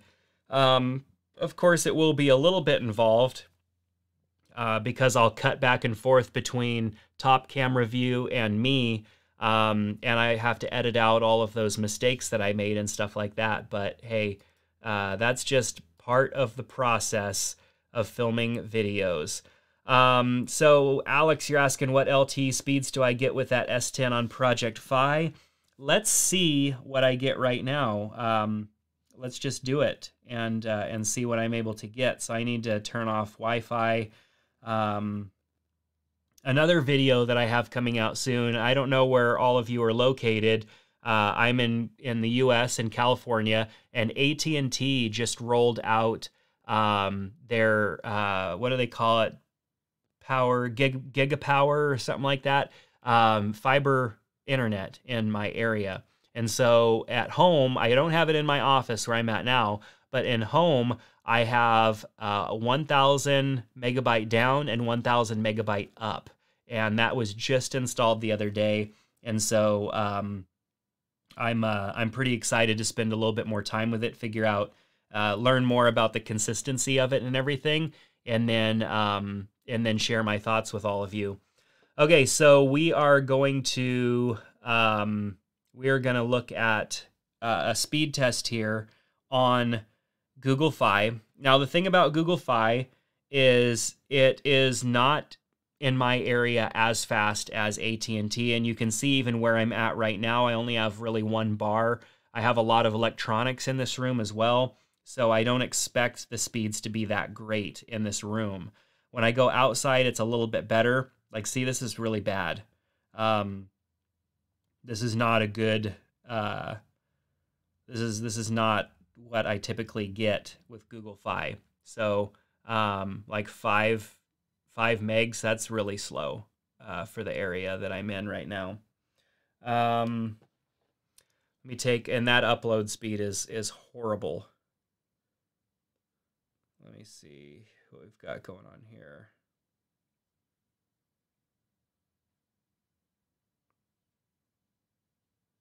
Okay. Yeah, so this is really bad. That's not good at all. It's not a good indicator. Typically in my area in California, and we don't have like the best of the services here. Like if I go to San Jose or San Francisco, Sacramento, some of the bigger places in California, I get a lot better coverage there. But just as a comparison, since we're doing that, Alex, let's open up my iPhone, which does have AT&T. I'll turn off my Wi-Fi, and then we'll go and do a speed test here. Of course, I've got 2 bars here with AT&T, so a little bit stronger. Actually, 3 bars now, so a much stronger signal here. And I mean, look at that. Like that's way faster. That's the difference. But AT&T, oh, the upload speeds aren't that great. They're still better than what Google Fi was giving me, though. Another thing with Google Fi that I have turned on is Google Fi has like a VPN security built in, and so I went ahead and enabled that, and that actually does seem to slow down the connection speeds, and so that's just something that happens. Yeah, AT&T is pretty good in my area. Let me show you this screenshot though from my very first speed test at home with that Gigapower. Yeah. The upload speed is faster than the download speed. This was the first speed test that I did with that new Gigapower. And keep in mind, like 1,000 down and 1,000 up, that's like a gig down and a gig up that I'm supposed to get. Most devices cannot, and especially over Wi-Fi, cannot transfer that fast. So what I did order was the Ethernet adapter for my MacBook Pro, because it will support a gig, and so that way I can do the speed test, and it's more just for science, not because I need it. But I mean, this here, that's pretty fantastic. Alex, you're in downtown Seattle and you only get, yeah, congested areas are a problem. And Alex, I'll actually be in Seattle early June. I'll be up there for some work. So, love Seattle. I go up there at least once a year. And absolutely love Seattle. Let me make sure, yeah, my Wi-Fi is back on. Okay, so what am I up to next? So I also have a video that I want to do on how number sync works between the iPhone. Well, I'm not wearing the Apple Watch right now. I thought it would be kind of weird to wear an Apple Watch when I'm doing a 21 tips and tricks video for the Galaxy. So I put on this watch. But I have a video that I want to do for the number sync. I don't know if I'm going to film that one right now or not. I've had my iPad Pro for 6 months, and so I want to revisit that and talk about how this iPad Pro, this last version of the iPad Pro, which is the current version, is the most I've ever used. And this is really weird for me to be on that camera angle with like nothing really going on. I realize you guys are looking at my hand more than you're looking at anything else. This version of the iPad, I have never used it more. Like, I've always had an iPad ever since the first iPad. I've had pretty much every version of the iPad I've either had, or I bought one for my wife or for one of my kids. And I've never used the iPad more for a couple of reasons. Number one is it's the LTE version, which I've had LTE versions of the iPad before. It makes it nice because I could just grab the iPad and go do some work. This version of the iPad is, I think, powerful enough, and the screen is distraction-free enough that it's just been my go-to device when I am managing social media, when I am responding to emails, when I'm writing a blog or something like that, and I just want something smaller. The iPad has just been like perfect for me. And so I wanted to talk about some of those things with like kind of how the experience has been. A lot of people maybe have been considering a new iPad, and so I wanted to talk about how my experiences were with it 6 months later. I've also been using Google Fi for over 90 days now. Not only have I been using Google Fi on a couple of different devices, including a data-only device like the iPad, but I have my mom is on Google Fi now. My in-laws are on Google Fi. And so for people who use a lot less data, like parents, like my parents, my wife's parents, people who don't use a whole lot of data because most of the time they're connected to their home Wi-Fi, like Google Fi is going to save them a ton of money. A wireless plan is going to be like $70, $80 after taxes and stuff like that. And with Google Fi, I mean, under $30 for phone service, the taxes, and as long as you don't go over a gig, which my mom never does, it's a great option. And then I want to do a Galaxy Watch Active versus Apple Watch video for those that are just wanting a device for a fitness device. I already did the comparison between this Watch Active and the Fitbit Versa. And in the past, I haven't done an Apple Watch 4 comparison with the Fitbit Versa, but I did an Apple Watch 3 comparison with the Fitbit Versa. I don't think it warrants making a whole nother video, but those are things that people are considering. Like, I really enjoy my Apple Watch because of how well it works with the iPhone. If there was another device that was as good as the Apple Watch as far as app integration and stuff like that, I would be all over it. But I want to do a comparison. So, yep, Alex, you're with me. You like your Apple Watch 4. I absolutely love my Apple Watch. You know, yes, it's expensive. It could be cheaper based on the dollar. So here's the thing I think is the important thing is the amount of money that you spend on your technology and equal, greater than or lesser than the amount of value that you get out of it. So you're getting enough value that it justifies the cost, essentially. And a lot of times I don't think that some of my technologies are justifying the cost. I'm getting value out of them, but am I getting that much money and value out of them? And so some of them, I can't say that for those devices. The Apple Watch is very close. It's very close to the dollar per versus value that I'm getting out of it. And that might be different for everybody because, you know, it's depending on what version you go with, it's expensive. I'm still recommending Apple Watch 3s to a lot of people because they're just wanting something for notifications, step tracking, controlling their music that's on their phone. Apple Watch 3 is perfect for that. So other videos that I'm going to be working on, or that I am still working on, let's see, my AirPods versus Galaxy Buds video, I filmed that.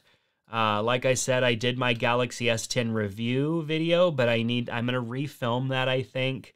The video's good. I just feel like there are some more things that I could have said in the video that I didn't. And I was going to like add them in, like just edit them in, but then it would break the experience of the video. And so, yeah. Let me catch up on the chat here. Share your activity with friends. Another reason you can't switch. Yeah, that's very true. I don't do that. I don't share my activity with anybody. I do on Fitbit because it seems like there's a lot more people that use Fitbit, and you know, you have your step counts and stuff like that. You can cheer each other on and whatnot. So I mean, there's that, but I don't do that. I don't have anybody that I'm sharing fitness activity with on the Apple Watch. iMessage and AirDrop are definitely, of course, AirDrop isn't really something that you would utilize, I don't think, on the Apple Watch. But AirDrop on between like a Mac and an iPhone and an iPad is awesome. But Send Anywhere, there's an app called Send Anywhere, and that app is actually pretty awesome as well. It's really fast. It's not as fast as sending bigger files over AirDrop, because with AirDrop, it creates a device-to-device connection, whereas with Send Anywhere, it sends it to the cloud and back down. So full upload and full download have to happen. But when I'm on a PC, which I'm not always on full Apple all the time, I've got, you know, my S10 here, I've got my Pixel, I've got a couple of PCs. So for sending files between those, like Send Anywhere is fantastic.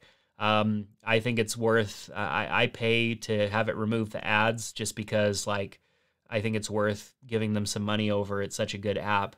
And that helps me kind of keep being able to send stuff all together. Like if it comes to, so for iMessage, like I love iMessage as well, but if I'm on a computer, like a laptop or another type of computer, I actually prefer using Android Messenger in the browser over iMessage, because it's a couple of things. It's easier to switch between browser tabs to get to messages. Android Messenger is a little bit easier to read, a little bit easier to see what's going on, but at the same time, it's not as robust as iMessage. There is no app that you can then run on your, say you have an Android tablet, so there's no like iMessage all around experience, and so it's still not as good as it is as iMessage is. So you need to get all these new, yep, I do, yeah, that's how I justify it. I need to get all these new devices because it's my job to review them and talk about them. And to be honest, like, I wish that I had a bigger budget. I wish that I had more, if there was more revenue coming in from what I'm doing, I would be able to talk about more stuff.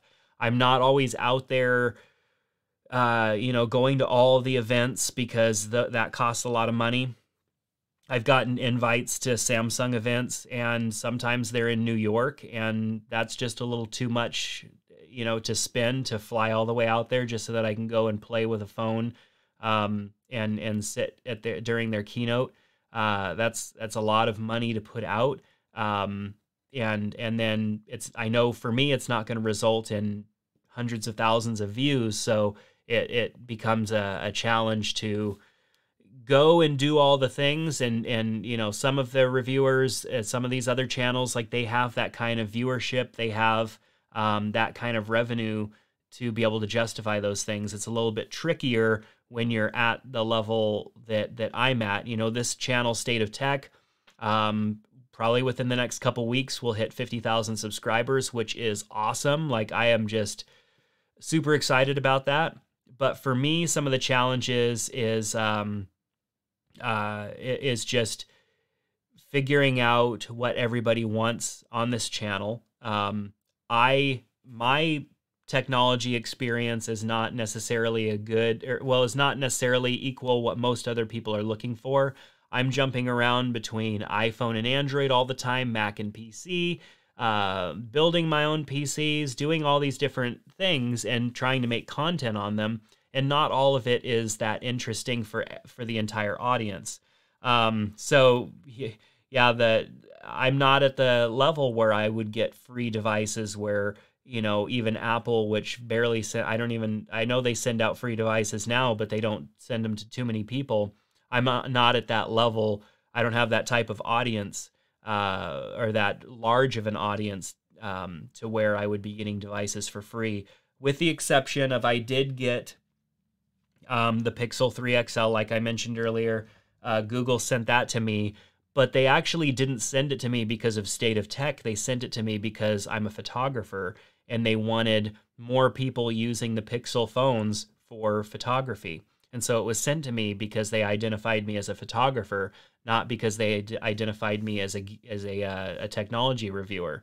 So kind of interesting how that all works. But I do get tons of companies contacting me because they've got the next best case for a phone or the next best charging device or something like that. And a lot of times, a lot of that stuff is just cheap stuff that's manufactured overseas, and it's not really worth talking about. So a lot of times I end up at first it was like, sure, send me your stuff, but I don't want people to send me things. They're going to expect me to produce content. They're going to get upset if I don't, even if their product isn't that good. And I don't want to get on here and like make a video about a product that's no good. The only reason that I would do that is if it was a popular product and I actually thought something was wrong with it, I would feel obligated to share my opinion. Alex, thanks. You've been watching for years. I love that. And I appreciate you being around. You're part of that slow and steady growth that I've had over the years of getting to almost 50,000. And lately I have been investing a little bit more of my own time into producing videos. It's what I enjoy doing.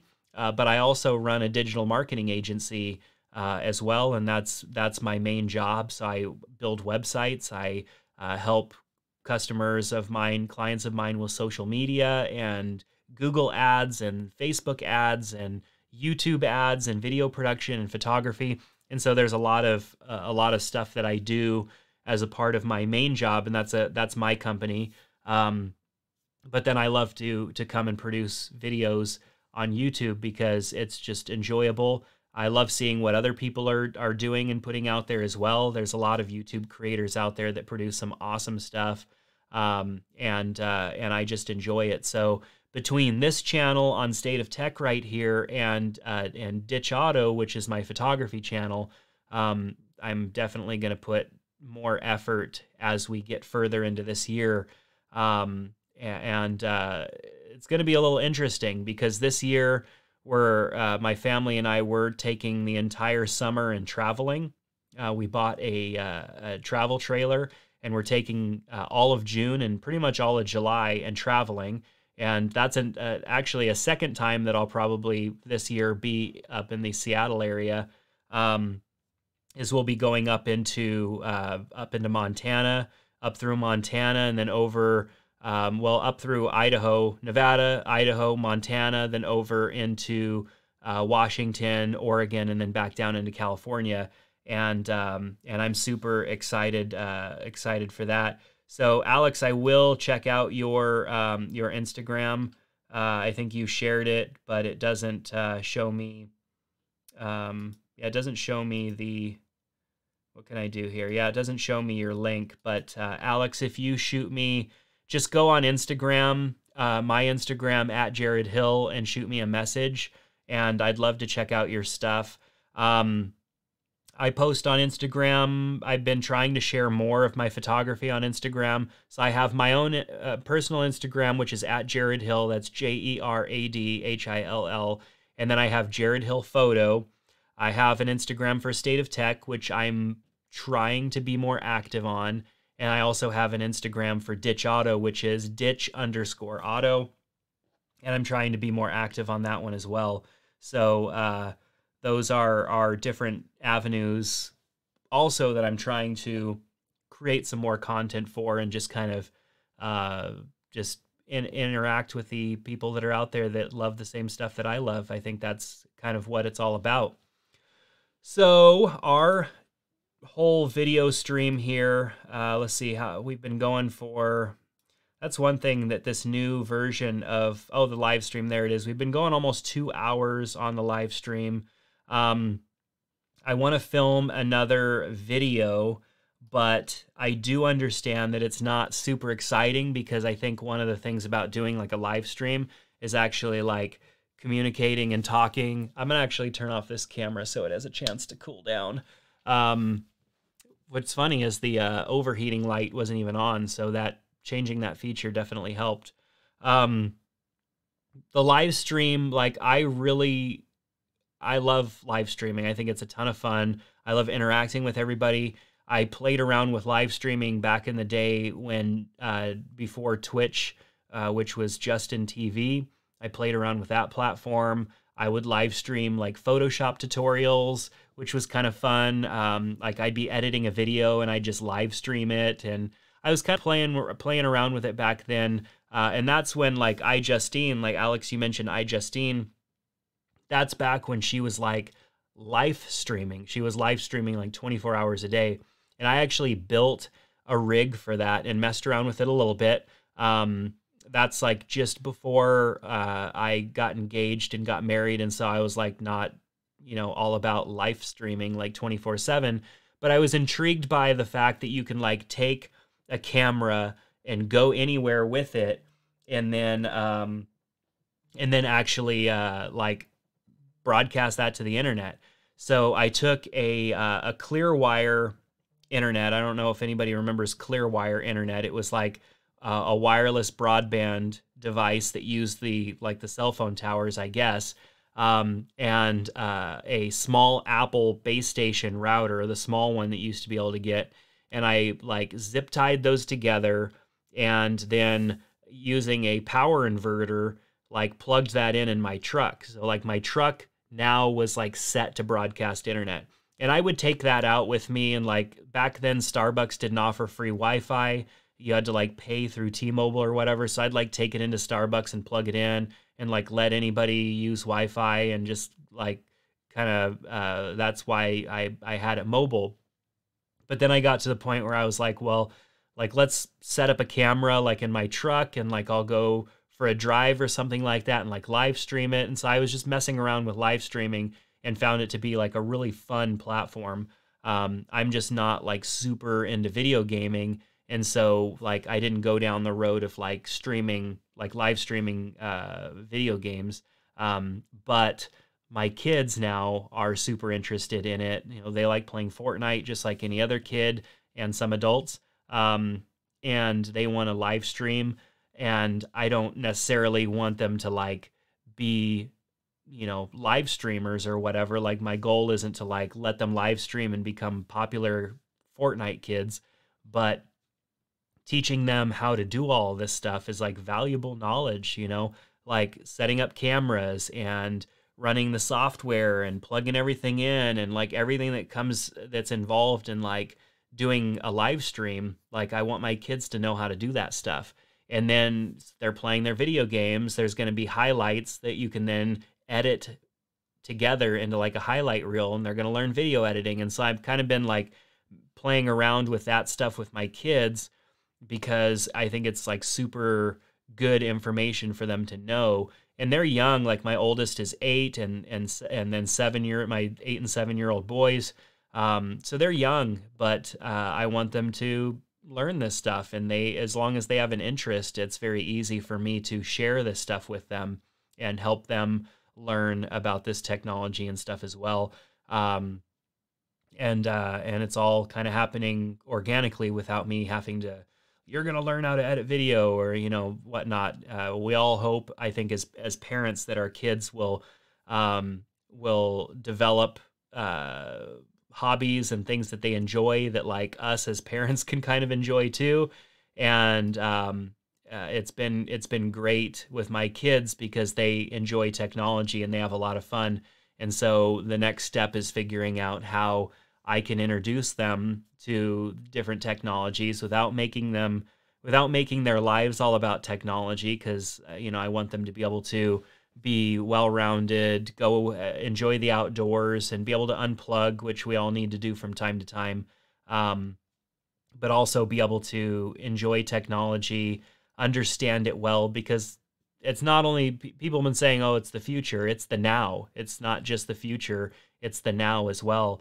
And so it's very, very important. So for my kids, I mean, that's just stuff that I want them to understand. I think I talked about this recently in another video. You know, the big push in schools with everybody needs to learn how to code. Everybody needs to learn how to write code. Like, I believe that we all need to know a little bit about it. Kind of like how we all were taught for 2 years in high school in the U.S., a second language in high school. So, you know, maybe you take a year of programming or something like that. But I think what's even more important is the ability to create media and just to be creative in general and how to utilize the different technologies that we have. I think that's like even more important, you know, because everybody can learn how to write code, but code is not fun to look at. The front end of all of that is what's fun to look at. The design aspect, how it feels when you interact with it, that's all fun. That's all the enjoyable part. Being able to create content, being able to put something out there into the world and interact with other people, I think is like super, super fun. And I took programming in college too, Alex. It seems like you and I are just having like a hangout session here, which is totally cool. But I went to straight out of high school, started taking, you know, whatever programming classes were available in the late 90s. They just weren't that good, and I was able to teach myself faster than I was at school, and I was kind of bummed out with what was available at school at the time, and so I just taught myself. But took a course in C. That was the 90s. Taking those courses, and while that's good stuff to know. Like even back then, like that base knowledge was good to know. These good fundamentals. It just wasn't as exciting for me as like, and that's kind of why I got into web design, because it's like I could write code, I could build little apps and widgets that ran on websites that added functionality, but then I can design them to look good. And so that's where kind of my like programming background and my need for it to be creative, or to be creative in one way, kind of came together in web design. And so that's what I do a lot of still these days. I've been building websites for like 20 years now. And so it's been a lot of fun. So, yeah, I graduated high school in '98. Not sure how old you are, Alex, but that's when I graduated high school.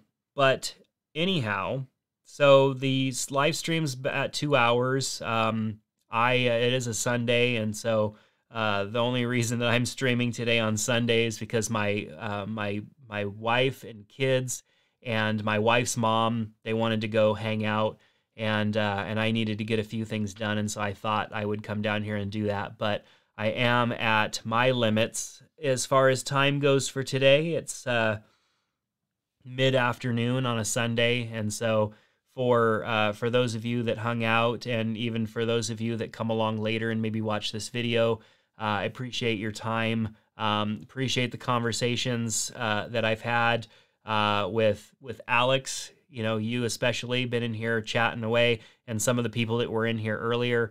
That's just what I love about these technologies, is being able to connect and hang out. And I'm going to work on, one of my goals is to be working on a more interesting live stream experience for State of Tech. I want to do more live streams, but I want them to be something worth spending your time and chatting. So Alex, I will definitely shoot you a message back, and we'll connect. That would be great. Typically when I'm up doing these different jobs in Seattle, or I do a few that I travel to throughout the year. I'm pretty much just chilling, especially if I don't know anybody in the area. So it'd be great to hang out, and so I'll definitely shoot you a message. But that's going to do it for the stream for today. This was definitely a test of seeing if it's interesting to watch me film a video, which I guess if you are interested in the process of producing a video, it might be interesting. But I don't think it was super interesting having now done it. But I appreciate any comments down in the comment section below, since the chat will be closed here in a few minutes. Anybody's thoughts or feedback, maybe you think it was interesting, but I should try something else instead. I learn also, and I learn best, I think, through feedback that I get from everybody else. And so I appreciate that. So that's going to do it for this live stream today. Thanks so much for checking it out. I hope you enjoyed it. If you did, make sure that you are subscribed to the State of Tech channel here and turn on notifications, because then if I do another live stream again, or when I get these videos edited and put them out, which I will be doing over the next couple of days, you'll get notified immediately. And of course, that gives us another opportunity to hang out. So thanks so much, and I hope to see you back here soon.